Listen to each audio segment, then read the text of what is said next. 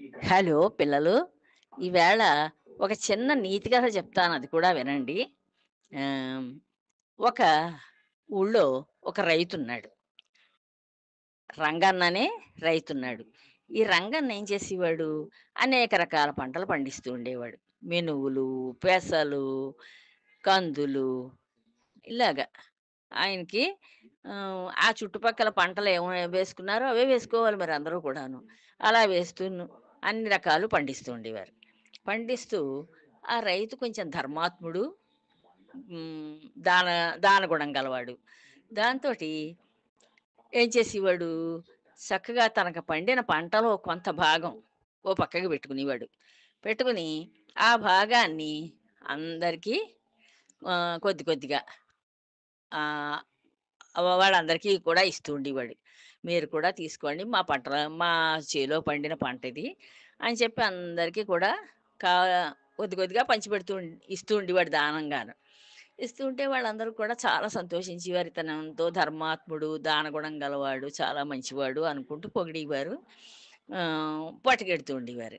సరే, ఇలాగే ఆయన జీవితాన్నంతాని గడుపుకున్నాడు. గడుపుకోవడంతోటి అతనికి పూర్వజన్మ ఆహ్, తెలుస్తూ ఉంది. తర్వాత జన్మలో పుట్టినప్పుడు. అది పోలేదు ఎందుకనో అతని మనసులోంచి. తెలుస్తూ ఉండడంతోటి అతనేం చేసి అతను పెద్ద ఎదిగాడు. ఒక రాజు కిందయ్యాడు. ఒక చిన్న రాజ్యానికి రాజు కిందయ్యాడు. రాజు కింద అయ్యేసరికి అప్పుడు అతను హ్మ్. ఇలాగ అతనుకు ఆ జన్మలో కూడా ఓహో! మనం కొద్ది కొద్దిగా అన్నీ మనకు పండిన పంటది. అదేం మనం కొనుక్కొచ్చింది కాదు, ఇవ్వలేదు.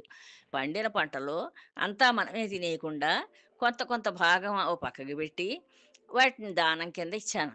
ఇంకో నలుగురు కూడా తింటారులే అని. ఆ దానం ఇచ్చినందుకు నేను ఈ చిన్న రాజ్యానికి రాజుగా పుట్టానిప్పుడు.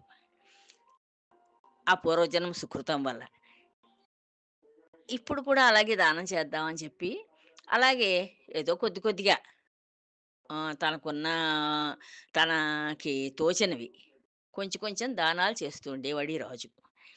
చేస్తూ అతనికి ఇంకా ఎంతో ఉత్సుకత బయలుదేరింది మనసులోన. అంటే ఉత్సాహం బయలుదేరింది.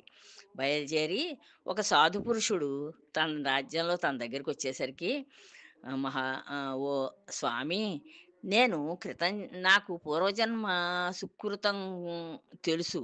నేను అప్పుడు ఒక రైతుగా ఉండి నేను పండించిన పంటలో కొంత భాగం మాత్రమే, చాలా కొద్ది భాగం నేను ఆహ్, లేని వాళ్ళకందరికీ, అడిగిన వాళ్ళకి దానం ఇస్తూ ఉండేవాడిని. ఆ దాన ఫలం వల్ల ఈ చిన్న రాజ్యానికి రాజుగా అయ్యాను. ఇప్పుడు కూడా అలాగే, అంతే, కొద్ది కొద్దిగానే దానాలు చేస్తున్నాను. ఇప్పుడు మళ్ళీ వచ్చే జన్మ నాకేమొస్తుందో చెప్పండోయ్! నాకు చాలా మిమ్మల్ని అడిగి తెలుసుకోవాలనుంది. నాకు ఆ ఉత్సాహం ఆగటం లేదు నా మనసుకి. అంచేత నేను మళ్ళీ వచ్చే జన్మలో ఎలా పుడతానో చెప్పండొకసారి, వచ్చే జన్మేమిటోను అని అడిగాడు. అడిగితే, అంతకి ఇంతైతే, ఇంతకి ఇంతే అన్నాడు ఈ స్వామీజీ. అదేమిటి? అంతకి ఇంతైతే, ఇంతకి ఇంతే అంటున్నారేమిటి? అని అడిగాడు మళ్ళీను. అంటే, అప్పుడు నువ్వు ఒక పేద సామాన్య రైతువి. సామాన్య రైతువి. నువ్వేదో కష్టపడి పంటలు పండించుకునేవాడివి. నీ పంటలో చాలా కొద్ది భాగం మాత్రం నువ్వు దానంగా ఇచ్చేవాడివి. కేవలం నువ్వే తినడానికి, అమ్ముకుందుకి కాకుండా కొంత భాగం దానంగా ఇచ్చావు. అంచేత ఆ పుణ్యఫలం వల్ల నువ్వు ఈ జన్మలో ఒక ఆహ్, చిన్న రాజ్యానికి రాజుగా అయ్యావు. కానీ ఇప్పుడు నువ్వు రాజువి. అంటే నీకు చాలా ఆదాయం వస్తుందిప్పుడు. ఈ ఆదాయంలో నువ్వు ఇప్పుడేం చేస్తున్నావు? అప్పుడు రైతుగా ఉన్నప్పుడు ఎంత కొద్ది కొద్ది భాగాలు పంచిపెట్టావో, అలాగే అంత కొంచెం కొంచెం మాత్రమే పంచిపెట్టగలుగుతున్నావు. ఎంచేత నీ బుద్ధి అక్కడే ఆగిపోయింది. ఇప్పుడు నేను రాజుని, అంచేత ఎక్కువ ఎక్కువ నేను అందరికీ దాన ధర్మాలు చెయ్యగలను అని చెప్పి నువ్వు ఆలోచించటం లేదు. నీ బుద్ధి అక్కడే ఉండిపోవడంతోటి ఆహ్, అలాగే ఆ జన్మలో ఎలా చేసావో అలాగే అంతంతే చిన్న చిన్న దానాలే చేస్తున్నావు తప్పించి, నీ రాజరికానికి తగ్గ దానాలు నువ్వు చేయలేకపోతున్నావు. అందుకని నువ్వు మళ్ళీ ఇలాగ ఓ చిన్న రాజుగానే పుడతావు.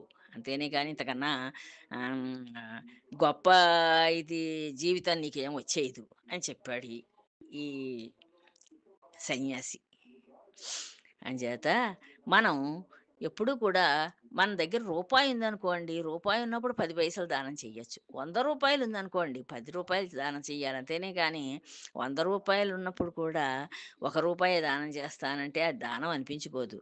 అంచేత మన శక్తిని బట్టి దానం చేయమంటారు. కేవలం మనకొచ్చిన డబ్బులు, మనకొచ్చిన ఆహార పదార్థాలు అన్నీ మనం తినేయడానికే కాదు, ఎదుటి వాళ్ళకి కూడా కొద్దిగా పెడుతూ ఉండాలి. పెట్టి తినాలి. వాళ్ళకి పెట్టి మనం తింటే మళ్ళీ మనకెప్పుడు లోటు లేకుండా భగవంతుడు ఆహారాన్ని ఇస్తూ ఉంటాడు. తెలిసిందా? అది మా అది గొప్ప నీతన్నమాట. మానవుడు అలా బతకాలి. అంతేనే గాని కేవలం తెచ్చిందంతా, సంపాదించిందంతా దాచేయడం, దాచేసేయడం వల్ల నీవు కూడా పట్టుకుపోలేవు. నువ్వు బోసిమొలతోటి ఎలా పుట్టావో, మళ్ళీ నిన్ను కాటికి అలాగే పంపిస్తారు. అంతే. అంతకు తప్పించి మనకి ఆ ఒంటి మీదున్న బట్ట కూడా దక్కనివ్వరు.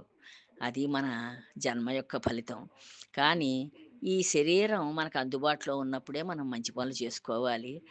దానాలు, ధర్మాలు, మంచి పనులు అంటే మంచి పనులంటే ఎదుటి వాళ్ళకి సహాయం చేయడం అవన్నీ చెయ్యాలి. చేస్తేనే మళ్ళీ ఉత్తమ జన్మలొస్తాయి. లేకపోతే ఈ జీవుడు నానాయాతనలు పడవలసిందే. అంచేత మన జీవుడిని మనం బాధ పెట్టుకుంటామా? ఆ జీవుడిని ఉద్ధరించుకుందుకే ప్రయత్నం చెయ్యాలి. ఉంటాను. జై శ్రీరామ్.